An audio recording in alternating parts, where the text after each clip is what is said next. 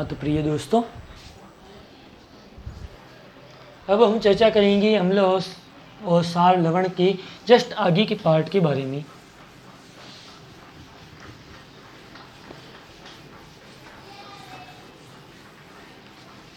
हाँ तो हमने अम्ल और सार के कर लिए, रासायनिक गुण अम्ल के कर लिए। अब सारक की बारी आई। सारक में किस प्रकार से नियम लगता है। अब मैं कह रहा हूँ सारक। अब एक चीज़ सबसे सिंपल कि सारक और सार में डिफरेंस क्या है। सारक भी लिखते हैं, कहीं कहीं कोई सार भी लिखता है, इन दोनों में डिफरेंस क्या है।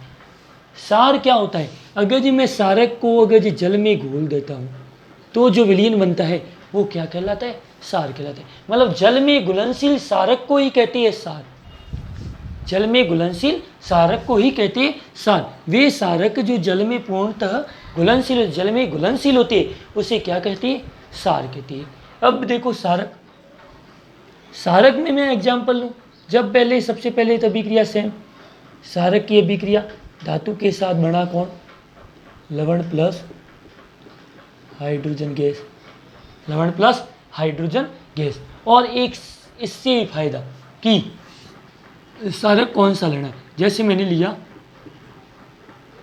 NaOH, इसकी अभिक्रिया मैं कर रहा हूँ धातु जिंक के साथ, तो इस दौरान जो बनेगा वो बनेगा Na2ZnO2 और हाइड्रोजन गैस।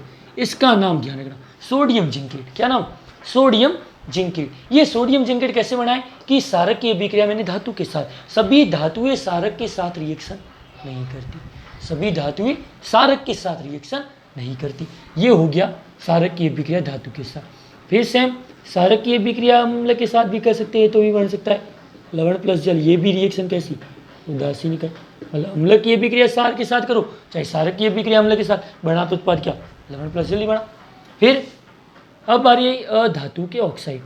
अधातु के ऑक्साइड, नॉन मेटल ऑक्साइड, सीधा मैं लिख लूँ अधातु ऑक्साइड। जब सारक की अभिक्रिया अधातु ऑक्साइड के साथ होती है तो इस दौरान लवण प्लस जल बनता है। लेकिन अधातु ऑक्साइड की कोई पूछ ले प्रकृति, अम्लीय प्रकृति होती है। अधातु ऑक्साइड क्रिया तो सार के साथ करती है, लेकिन प्रकृति कैसी होती है इसकी, अम्लीय प्रकृति होती है। फिर बारी आई, अब अगर सारक की अभिक्रिया मैं कर रहा हूँ धातु के कार्बोनेट, फिर कर रहा हूँ धातु के बाई कार्बोनेट, तो ये चीज़ ध्यान रखना, अम्ल तो धातु कार्बोनेट और धातु बाई कार्बोनेट के साथ रिएक्शन करके क्या देता है, लवण प्लस कार्बोनिक अम्ल रहता है, जबकि सारक इन दोनों के साथ रिएक्शन ही नहीं करेगा। ये इम्पोर्टेंट से इम्पोर्टेंट फैक्ट है और इस फैक्ट को भूलना नहीं है।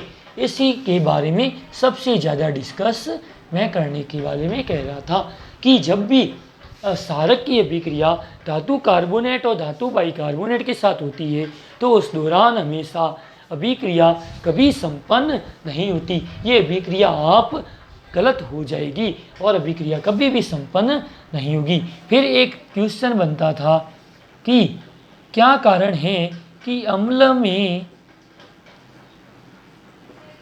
जल नहीं मिलाती जबकि जल में अम्ल मिलाती है। इसका कारण क्या है, अम्ल में कभी जल नहीं मिलाते, जल में अम्ल मिलाती है। इसका कारण ये है कि जब किसी भी अम्लीय विलयन में, जब किसी भी अम्ल या अम्लीय विलयन में, जब अम्लीय विलयन में जल डाला जाता है, अम्लीय विलयन में जल को डाला जाता है तो वह, ये अम्लीय विलयन मैंने ले लिया, अम्ल ले लिया, इसमें मान लो डाला क्या, जल, तो इस दौरान मिश्रण जो है वह आस्फलित, मतलब उछल कर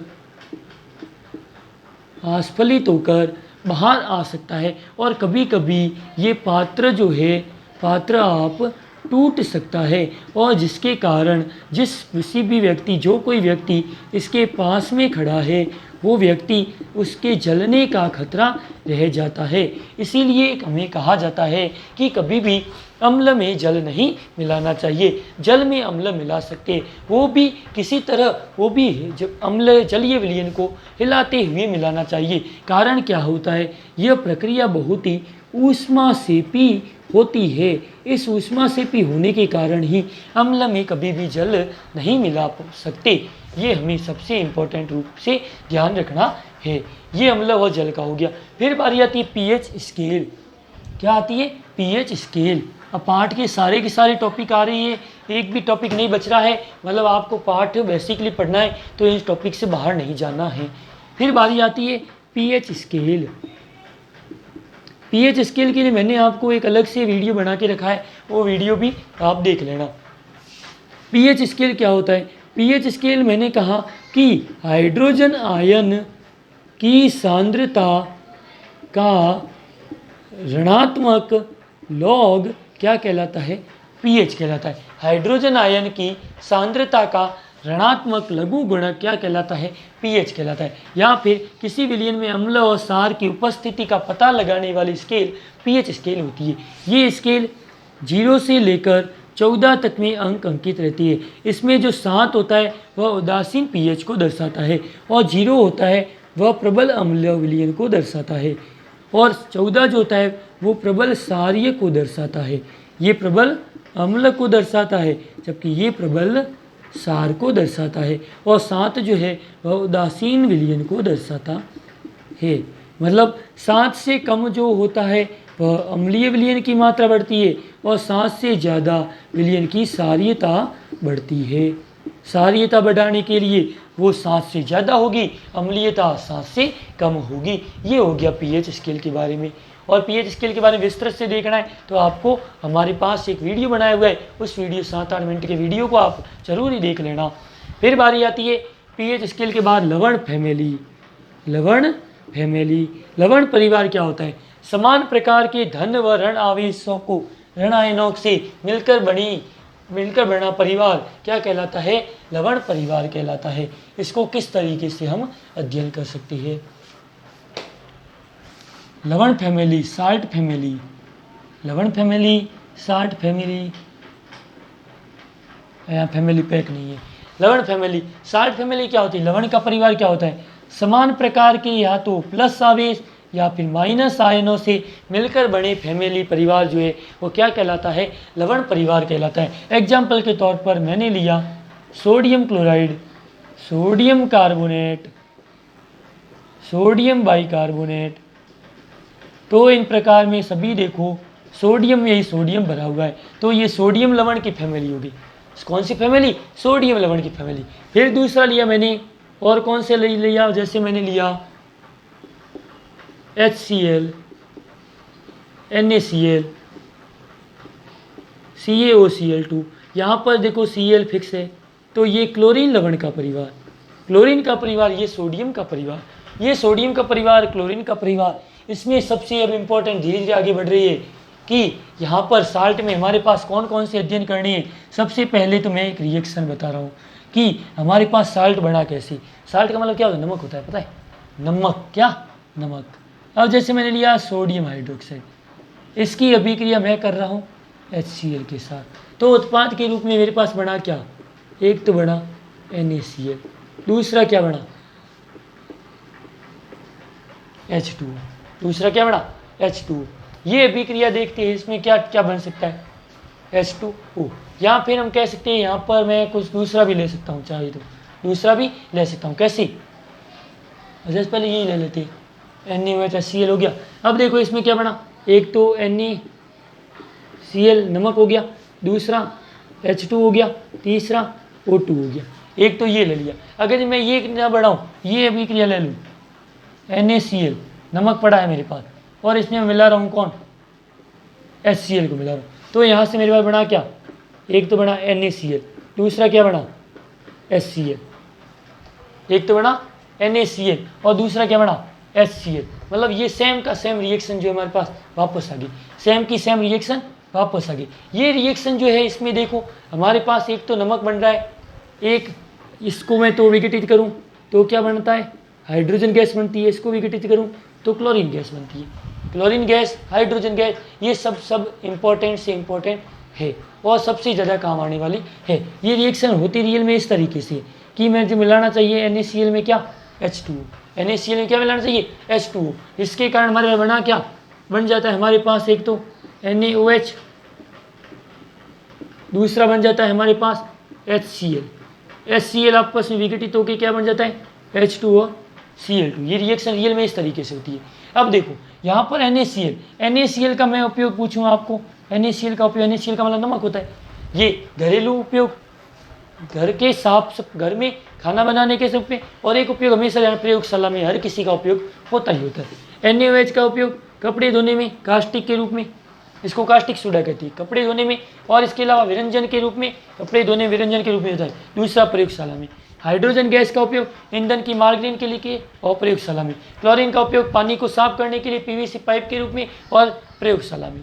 ये उपयोग इसके हो गए, ये उपयोग इनके हो गए। ये उपयोग आपको बेसिकली ध्यान रखने, इन सभी के उपयोग मैंने लगभग आपको पाठ जब करवाया उसमें पूरा बताया हुआ है। और वरना एक हमारी PDF अपलोड कर रखी है किसमें, मेरे channel Telegram channel Mathuria classes पर, आप चाहो तो देख लेना, नंबर से लिंक ले लेना, वीडियो के डिस्क्रिप्शन में लिंक दे रखी है, और डिस्क्रिप्शन से लिंक ले लेना। फिर आगे ध्यान रखो, आगे हमारे पास क्या है, H2O तो हो गया, ये हमारे पास NaCl वगैरह हो गया।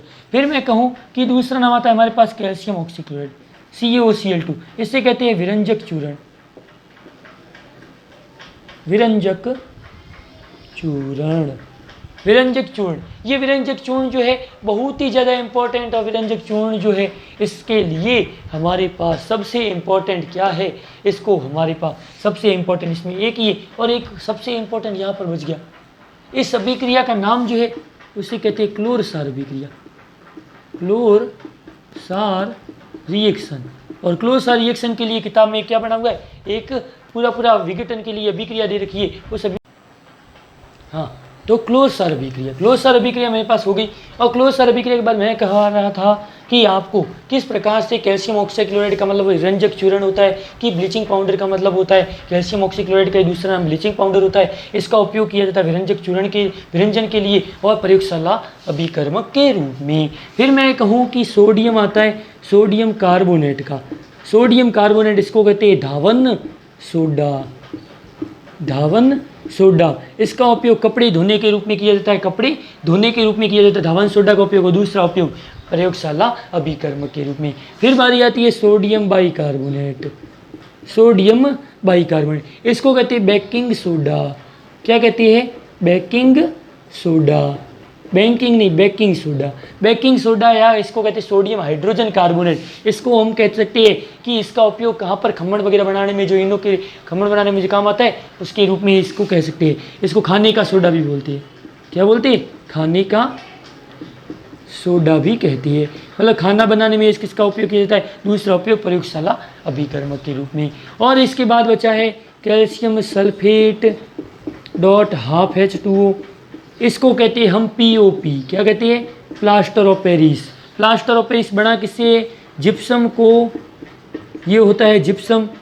जिप्सम को जब मैं करूं 373 केल्विन ताप पर गर्म, जिप्सम को जब 373 केल्विन ताप पर गर्म करूं, 373 केल्विन ताप पर गर्म करूं, तो उस दौरान हमारे पास क्या बन जाता है, उससे हमें POP प्लास्टर ऑफ पेरिस बन जाता है। ये फ्रांस की राजधानी पेरिस से हमारे पास लिया गया था, इसलिए इसका नाम प्लास्टर ऑफ पेरिस दिया गया।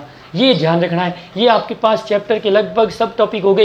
एक टॉपिक लास्ट वाला क्रिस्टलन जल, अभी केवल बेसिकली समझाया, कारण क्या, क्योंकि अभी केवल नॉर्मल टाइम से हमें क्लियर करना है। फिर बात यदि क्रिस्टलन जल, क्रिस्टलन जल की डेफिनेशन, लवण के इकाई सूत्र में उपस्थित जल की अणुओं की संख्या। एग्जाम्पल के रूप में मैंने लिया सोडियम कार्बोनेट डॉट 10H2, तो ये लवण का सूत्र, लवण के इकाई सूत्र में जल के अणुओं की संख्या कितनी, 10, तो ये 10 क्या कहलाएगा, क्रिस्टलन जल कहलाएगा। लवण के इकाई सूत्र में उपस्थित जल के अणुओं की संख्या क्या कहलाती है, क्रिस्टलन का जल कहलाती। ये आपके पास सब हो गया।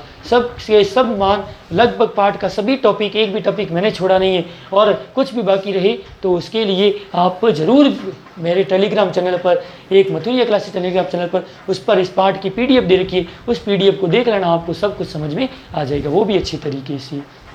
वीडियो को लाइक और सब्सक्राइब करना भूलना नहीं है, ज़रूर करना।